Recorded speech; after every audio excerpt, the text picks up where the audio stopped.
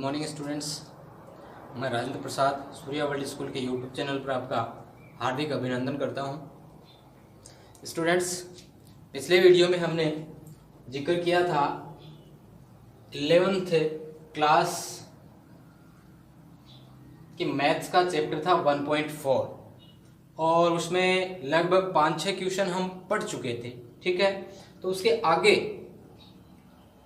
की चर्चा हम आज जारी रखते हैं। देखिए, पहला क्वेश्चन, यदि a is equal to x जहां x एक प्राकृत संख्या है, b is equal to x जहां x एक सम प्राकृत संख्या है, c x जहां x एक विषम प्राकृत संख्या है और d x जहां x एक अभाज्य संख्या है, तो निम्नलिखित ज्ञात कीजिए। a intersection b, A intersection C, A intersection D, B intersection C, B intersection D, C intersection D। देखिए, सबसे पहले हम क्या करते हैं, ये जो सेट हैं इनको लिखते हैं, इनके एलिमेंट्स क्या क्या होंगे पहले वो देखिए। ठीक है, तो सॉल्यूशन क्वेश्चन नंबर 7। ठीक है, A इज इक्वल टू क्या दे रखा है, x जहां x एक प्राकृत संख्या है, तो प्राकृत संख्याएं एक से स्टार्ट होती हैं, 1 2 3 4 5 6 और इस प्रकार से चलती रहेंगी। क्लियर है। सेट बी की बात करी जाए तो सेट बी क्या बता रखा है, x जहां x एक सम प्राकृत संख्या है, तो ये सम प्राकृत संख्या हो गई 2 4 6 8 10 और इसी क्रम में चलती रहेंगी। तीसरा सी सेट जो बता रखा है वो कह रहा है x जहां x एक विषम प्राकृत संख्या है, तो विषम प्राकृत संख्याओं में 1 3 5 7 9 11 13 और इस प्रकार से चलता रहेगा। तथा चौथा सेट दे रखा है डी। ये हमें बताया है x जहां x एक अभाज्य संख्या है, तो अभाज्य संख्याएं कौन सी हो गई, अभाज्य संख्या 2 3 5 7 11 13 और ये क्रम चलता रहेगा। ये हमने 4 सेट जो यहाँ क्वेश्चन में दिए गए हैं उनको लिख लिया है।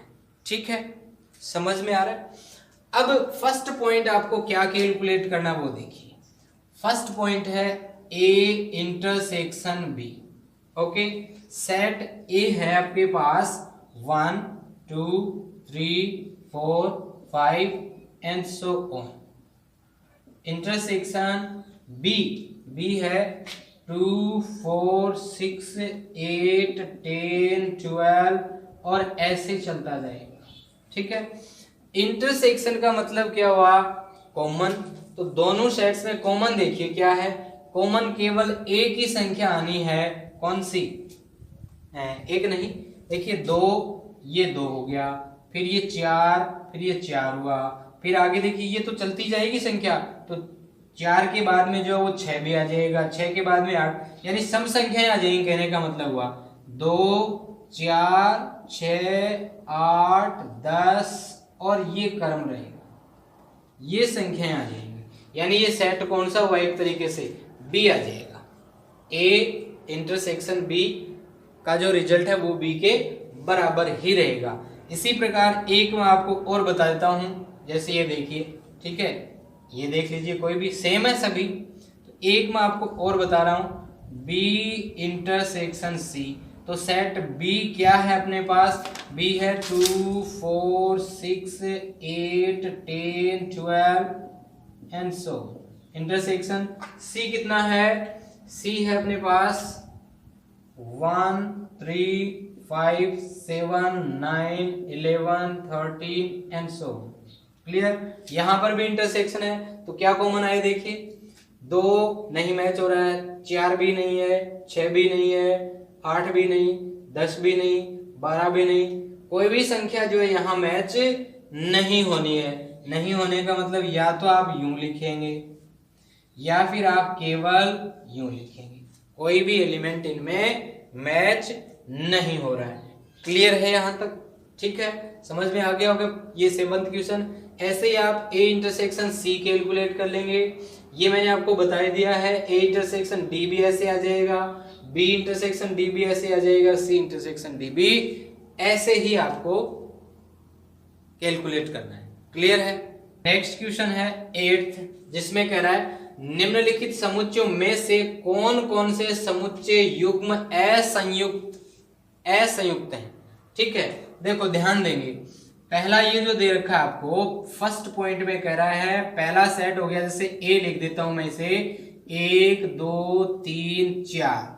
दूसरा सेट इसमें दे रखा है बी, जो बताया जा रहा है x, जहां x एक प्राकृत संख्या है और 4 is less than or equal to x and x is less than or equal to 6 है, यानी x का मान 4 और 6 के बीच में, जिसमें 4 और 6 शामिल है। ठीक है, तो ये दूसरा सेट आना चाहिए 4 5 और 6, ये आना चाहिए। अब संयुक्त और असंयुक्त का मतलब क्या होता है? असंयुक्त आपको क्या देखना है, यहां ऐसे सेट देखने हैं जिनमें कोई भी एलिमेंट मैच नहीं खाता हो। ठीक है, कोई भी एलिमेंट मैच नहीं खाता हो, वो असंयुक्त होगा। तो यहां देखिए 2 नहीं है, 1 भी नहीं है, 3 भी नहीं है, 4 ये रहा मैच हो रहा है। और ये क्या कह रहा है?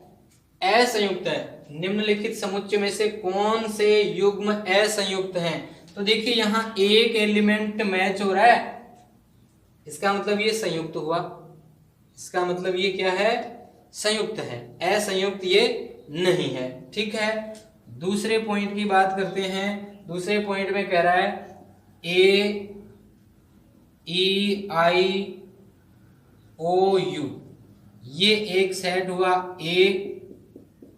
दूसरा जो सेट है वो बताया है सी डी ई एफ, यहां पर भी ए नहीं है, ई ये रहा। एक अवयव जो है यहां पर भी मैच हो रहा है, इसका मतलब ये भी क्या हो गया? संयुक्त हो गया, अर्थात असंयुक्त नहीं है। तीसरे पॉइंट की बात करते हैं।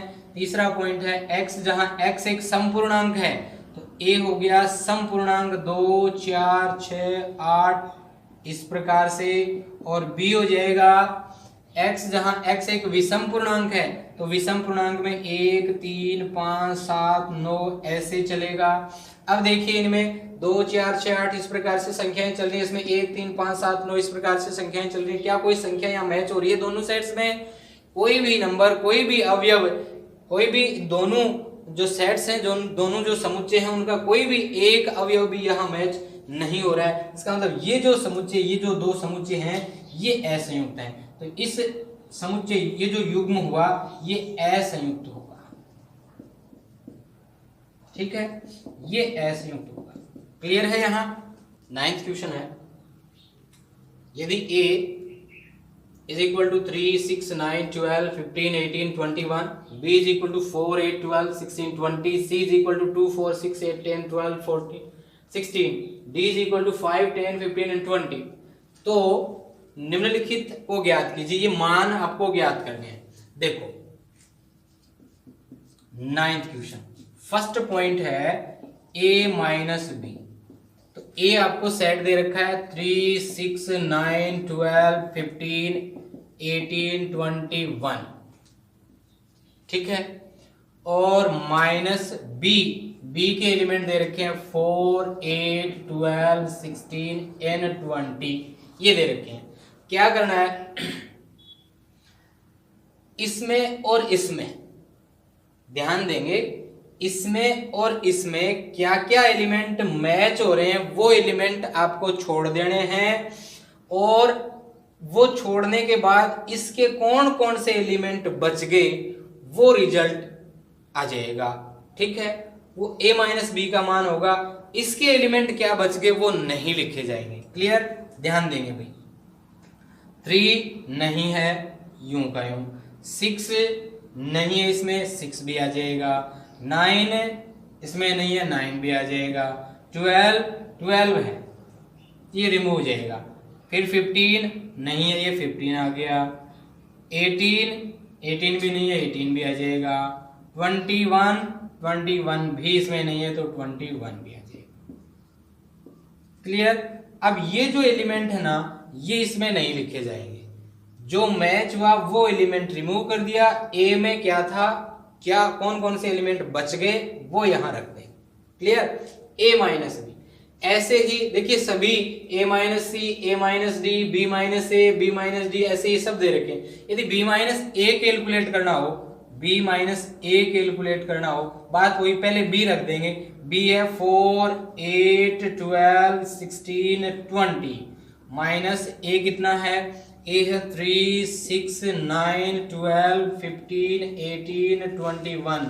तो अब b में से घट रहा है, ठीक है, तो b के जो एलिमेंट बचेंगे वो रखे जाएंगे।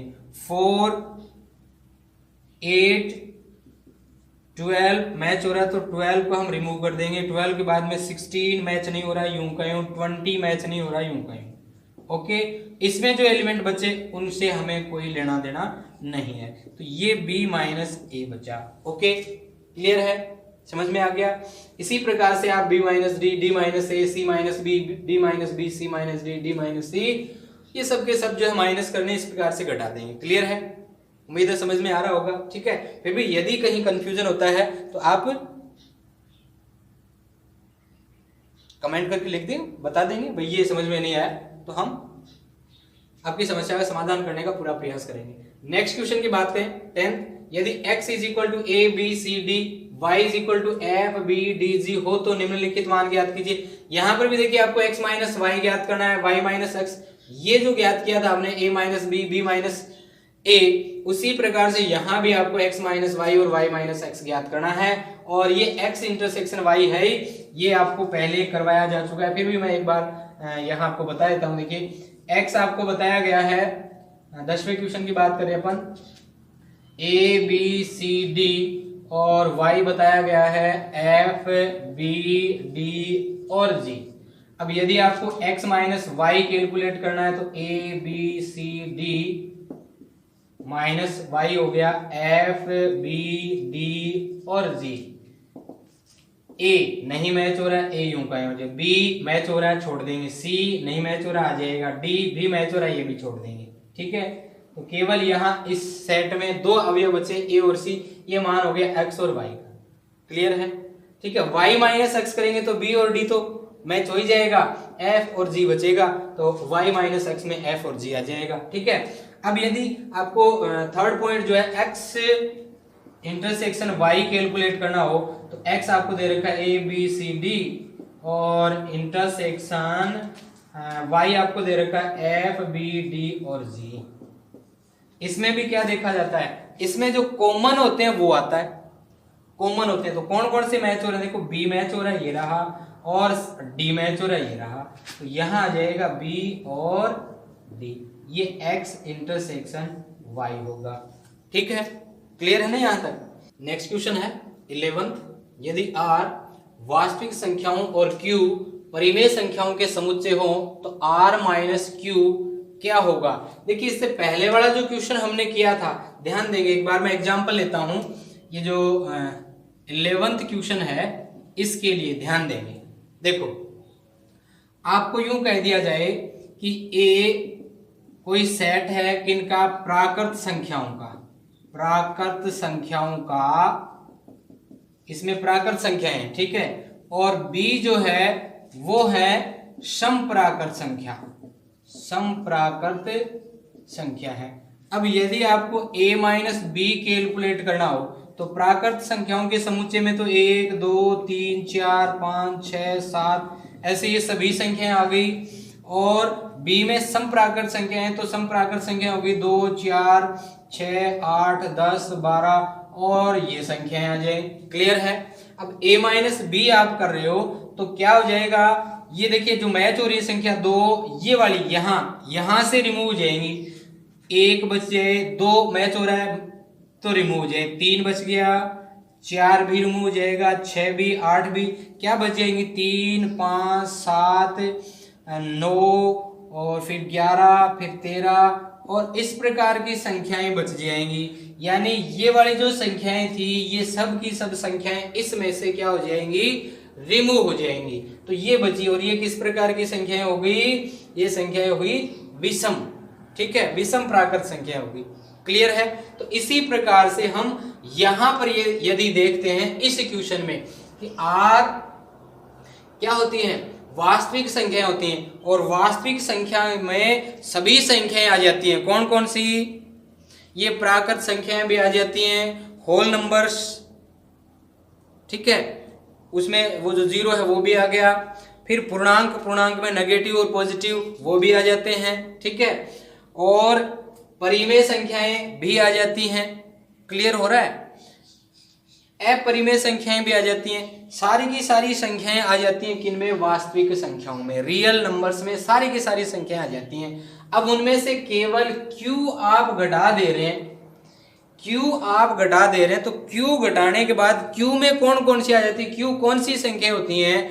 वो संख्याएं होती हैं जिनको हम P/Q फॉर्म में रिप्रेजेंट कर सकते हो। तो P/Q फॉर्म में कौन कौन सी संख्याओं को आप कर सकते हो?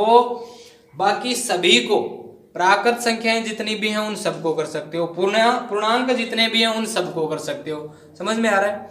पूर्णांकों को भी किया जा सकता है, ठीक है, और होल नंबर में जीरो आ गया, जीरो को भी P/Q फॉर्म में रिप्रेजेंट किया जा सकता है। तो ये सब के सब घटा दिए जाए तो फिर लास्ट में बचेगा क्या?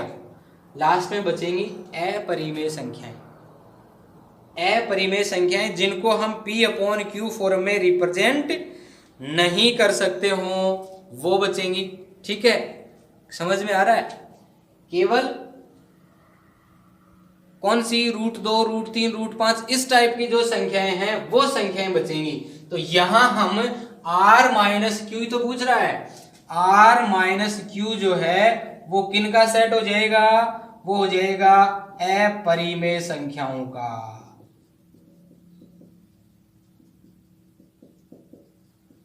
अपरिमेय संख्याओं का संग्रह कह दो या समुच्चय कह दो। R-Q जो है उसमें क्या बचेंगी? केवल अपरिमेय संख्याएं बचेंगी जिनको हम P/Q फॉर्म में रिप्रेजेंट नहीं कर सकेंगे। क्लियर हुआ यहां तक? ठीक है। इसके बाद नेक्स्ट क्वेश्चन है 12th। बताइए कि निम्नलिखित कथनों में से प्रत्येक सत्य है या फिर असत्य है। अपने उत्तर का औचित्य भी बताइए। देखो 2, 3, 4, 5 तथा 3, 6 असंयुक्त समुच्चय। तो संयुक्त और असंयुक्त के बारे में हम इससे पहले क्वेश्चन में चर्चा कर चुके हैं। ऐसे समुच्चय जिनमें कोई ना कोई अवयव क्या हो, मैच होता हो, कॉमन होता हो, वो क्या कहलाते हैं? संयुक्त समुच्चय कहलाते हैं। और जिनमें कोई भी अवयव मैच नहीं हो रहा हो, कॉमन नहीं हो, तो वो असंयुक्त समुच्चय कहलाते हैं। अब देख लीजिए यहाँ 2, 3, 4, 5, 3, 6, तो 3 ये जो अवयव यहाँ मैच हो रहा है, मैच होने का मतलब ये जो कथन है असंयुक्त समुच्चय, ये समुच्चय असंयुक्त नहीं होगा, ये संयुक्त होगा। तो ये क्या हो गया भाई? फॉल्स हो गया। ओके, असंयुक्त नहीं है, संयुक्त हुआ। 3 मैच हो रहा है यहाँ, A-E-I-O-U, A मिल रहा है, ठीक है, तो ये भी संयुक्त होगा, असंयुक्त नहीं होगा, ये भी फॉल्स हुआ।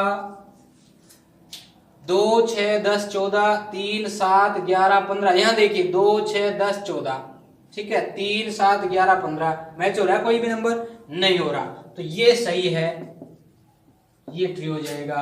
इसके बाद में 2, 6, 10, 3, 7, 11, 3, 7, 11 यहां भी कोई भी मैच नहीं हो रहा है, ये भी ट्रू हो जाएगा। तो 2 ट्रू हो गए, इसमें 2 फॉल्स हो गए। तो ये थी एक्सरसाइज 11th क्लास की 1.4। ठीक है, उम्मीद है आपको पसंद आई होगी और समझ में भी क्वेश्चंस आपको आए होंगे। ठीक है, तो स्टूडेंट्स इस वीडियो को अधिक से अधिक लाइक और अपने फ्रेंड्स में शेयर करेंगे तथा अपने चैनल को जरूर सब्सक्राइब कर लेंगे ताकि आगे आने वाले वीडियोस के नोटिफिकेशन आपको टाइम टू टाइम मिलते रहें। धन्यवाद।